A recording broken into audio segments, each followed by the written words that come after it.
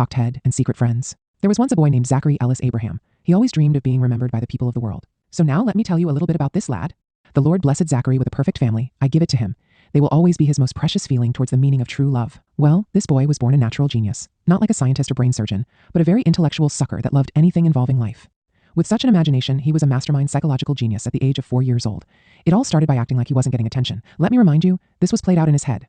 In his mind, he imagined the feeling of not being able to help his father as well as feeling controlled because he was stuck in a car seat during the processing of his father moving some boxes and such from his downstairs apartment. As Zachary was losing his mind being trapped in that car seat with no options to choose from, the thought of undoing the shifter came to mind. All just to get his father's attention. This car happened to be on a steep hill. So his father is running full speed, gets behind the car. Oh, but it's too heavy. He's going back with the vehicle. Quickly, he whips from the back to the driver's door, hops in, stomps on the brake and pulls up the emergency brake. Then looks over at Zachary with a confused as well as shocked look on his face with what I consider the cocked head, due to the tilt of his head. The visual he had through this moment was strange because he could see his dad from sky at another view on top of the view he had when his father got in the car. Zachary encountered highly advanced technology during this session. His father's reaction didn't even faze the boy though, so from a different view. The view was beside him, but facing his father a different angle than the view of his own visual. Michael had his head tilted at an angle with a look of confusion. This caused Zachary to kind of have a confused look in a way too, but without the cocked head his father had. Zachary was so curious of this high-tech machinery, as well as the people in charge of operating such powerful equipment.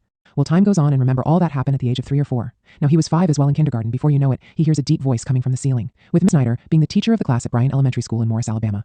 It was the best school, but this voice astounded him, making school even more interesting. This also caused Zachary to kind of have a confused look in a way, too, but without the cocked head. He didn't know what to say. Next thing you know, he's shocked from a bunch of voices coming from his left. He turns his head to the left. These classmates were looking up. The voices were all from his classmates though. It was a mind-blowing scene, all because none of their mouths weren't moving. I couldn't put out what the voices were saying because they were all talking at once, but the sound was coming from up above. But Zachary knew if this technology was that advanced, the boy knew it had the ability to read minds. Zachary knew they had to be beyond intelligent, as well as perfect to have access to facts on influential outcomes on anything involving life's existence through their intentions upon a child's presence. It crossed my mind a few times, why am I in school? Why can't I learn more about that sound? The boy knew it was some world intelligence committee, but he had to show he was smart before they would hire me. He knew it couldn't be cops, military, or God, because they're all real and nothing was present to the visual concept. But to show a way of being natural genius mindset, Zachary chose to ignore the voices by not talking to them so he could get a different outcome than the others, even though every outcome is different, but still. Plus it added up because he didn't know what to say. Also, you could say taking them in consideration so he would know they're curious of what we may have planned. Zachary wanted to show them a whole world of knowledge, but strictly common sense knowledge. It's based on knowing what happens, but curiosity draws them in. As a wild child, it helped make sure they would pay attention to the outcome on how I relate to them still. Some people might wonder why there's crazy in me that they don't know, but beat Zachary, my bad. He is shy. That is why he is writing about education through psychological voices. So after Zachary made A, B honor roll in intermediate school, he decided to change things around. He considered, hey, I've proven I'm smart, so now I'll make your life not so boring. The timing was right because that's when we were apparently moving to Fairhope, Alabama. Now remember, smart, like a genius, so let me show common sense knowledge through hands-on. And if it don't feel like enough discipline, round 2 can be changed up in a heartbeat to create more discipline on top of a better performance towards the understanding. But you can't really acknowledge them because you might feel like they will blame oneself if a wrong decision is made and one gets hurt. So not acknowledging them is like taking them in consideration in its own way. This will continue until I've got a verification through decisions in a precise method I use with algorithms, property of elimination, and breakdowns, using an imagination to be understood completely without a thought process. It's too much for Zachary to explain at the moment. So I guess this type of knowledge is called wisdom, but not as easy as it sounds. It takes a lot of discipline and self-control. The only way to have a firm concept of facts being proven through life experiences at the easiest route would be through being honest. So the intake on knowledge through experience is to go through those difficult paths we encounter or choose to encounter to get a full perspective on the outlook and know it's for a fact how a perception is consumed. Only if nobody is watching you, 1, because people could think you're dumb, 2, they might try to attempt and could get hurt, or 3, it could cause attention, and that's the last thing you want. Mostly considering you already got enough attention. That don't mean it's a waste of life though. We got the whole world ahead of us. Well, Zachary just graduated 4th grade, so he enjoyed clarification a while now, but he just goes with the flow now and it comes naturally to his lifestyle. He loves psychology by the age of 4, just decided to take another route than being more than just smart. He wanted to be outgoing to let others feel comfortable around him to be their self without feeling like they're being looked at differently. Because Zachary knew that feeling from bad experiences. All right, back to work. Taking more routes during his journey had to be through the perfect way of being able to avoid anyone attempting of getting in the way of his decisions while keeping everyone safe. Zachary had to make sure to stay to himself a lot. Also, his friends wouldn't go the road he chose to attempt. He says attempt because he didn't always make the right choices and make it out without getting hurt at times. So as a young man, he liked to learn all the ways that could possibly prevent someone from success.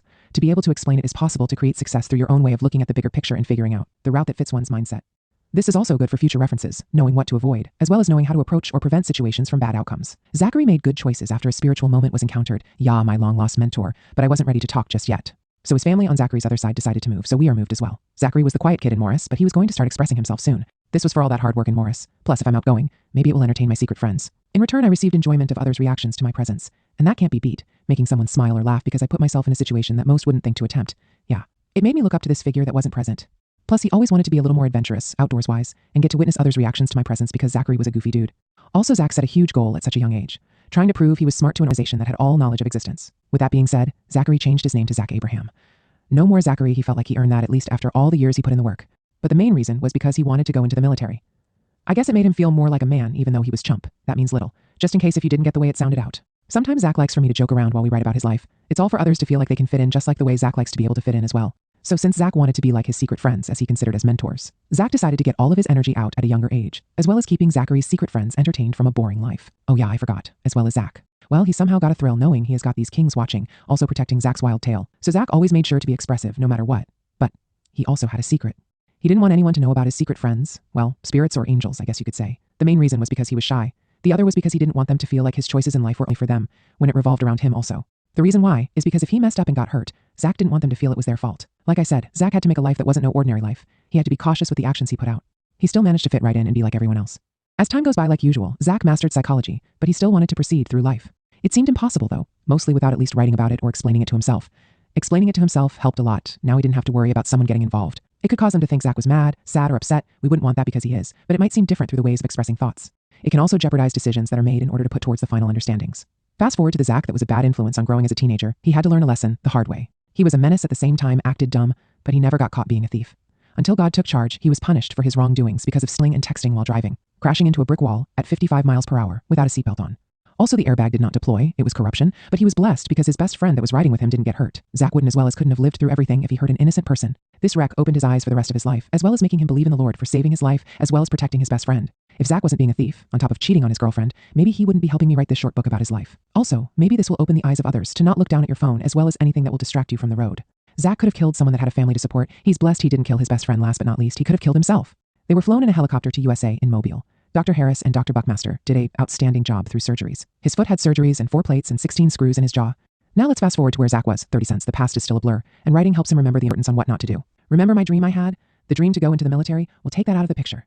All because of texting and driving, a kid's dream vanished. I was young when I was wicked, now 30. It's taken me this long to decide if I wanted to write about my life or not. So Zach has a problem with his brain. Remembering his life growing through these childhood memories are gone, due to it all being evil. But if someone tells you that you can't do some things, remember to find a way to prove to yourself it was wrong, but not to prove to them they were wrong. We have the capability of becoming whoever we desire to be. Take consideration, anything is possible. If hard work and dedication is put forth, don't forget, have a plan and set your mind to it. I'm here to rise heads. It's hard to see a clear path with your head down. That don't mean have it to high. Don't be arrogant and disobedient. It will make you a jerk for future references. If you ever need a girl, call Zachary. But when the girl needs help, call on Zach. He has the Lord, and he is the one that leads the path. So as well as being expressive, giving me a good feeling because it seemed like I was somehow being honest with myself. There is a difference between being self-centered way compared to confidence through honesty in difficult situations. Using psychology to overcome anxiety is a work of art through standing up for yourself. Now telling isn't possible because difficult situations were from your own experience, not others, so you can never get in a situation where you could possibly affect another's life, mostly when you avoid conflict. But since these secret friends didn't exist to Zach, but existed to Zachary, it makes every circumstance terrifying. Besides that, it seems this story can provide opportunities for others to feel comfortable with talking about their past experiences. This is my life, so it must not be so difficult using psychology to maintain taking on anything that can approach Zach. Everything out of proportion can make a reaction that can give a laughter, like they mean more that thought when we were kids. Confidence being taken out of proportion is no such thing. If you take pride in being a man, not standing up for your issues in life to the fullest, proves there's no such thing in existence. Since my secret friends weren't that big of a deal, it scared me, not Zach. This guy could go on forever through his honesty. Plus, it can go back to when he was called Abraham Lincoln as a child. But that's a first name and mine's last, so it never made sense. Laughing out loud, yes I am.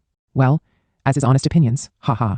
Sounds like a troublemaker to me. Throw in the towel already. I've wrote enough and my hands are hurting. Luckily, he will be the one that types this short but sweet book.